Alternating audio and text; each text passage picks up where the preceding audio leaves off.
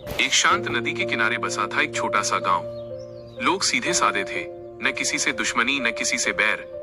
नदी ही उनकी जिंदगी थी, पानी, मछली, खेत, सब कुछ। लेकिन उसी नदी में रहता था एक खूंखार मगरमच्छ। शुरुआत में वो सिर्फ नदी तक ही सीमित था। कभी कभी कोई जानवर पानी पीने आता और लौट कर नहीं जाता। लोग डरते थे पर सोचते थे नदी का जीव है, यही उसका स्वभाव है। पर समय के साथ मगरमच्छ का खौफ बढ़ता गया। अब वो सिर्फ नदी में नहीं रहता था।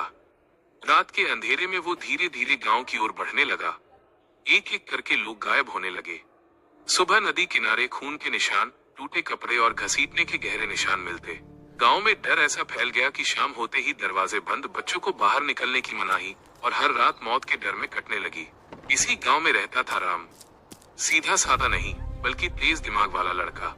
उसे पता था ताकत से मगरमच्छ नहीं मरेगा, चाल से मरेगा। एक दिन राम ने गांव वालों को इकट्ठा किया। नदी से थोड़ा हटकर एक जगह गहरा गड्ढा खोदा गया। ऊपर से उसे लकड़ी, पत्तों और मिट्टी से ढक दिया गया ताकि जमीन जैसी लगे। गड्ढे के आगे एक बकरी बांध दी गई और चारों तरफ सूखी लकड़ियां, कूड़ा और घास जमा कर दी गई। सबको बस इंतजार था। रात गहरी हुई, नदी में हलचल हुई। मगरमच्छ की लाल आंखें अंधेरे में चमकी। बकरी की आवाज सुनते ही वो तेजी से दौड़ा। भूख ने उसकी आंखें बंद कर दी। अगले ही पल धड़ाम, मगरमच्छ सीधे गड्ढे में जा गिरा। बाहर निकलने की कोशिश की लेकिन गड्ढा बहुत गहरा था।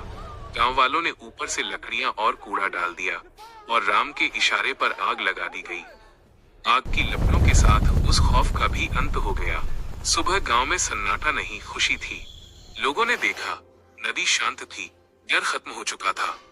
राम को चारों तरफ से तालियों और सम्मान ने घेर लिया। किसी ने उसे नायक कहा तो किसी ने भगवान का भेजा हुआ। और उस दिन के बाद नदी फिर से जिंदगी देने लगी, मौत नहीं।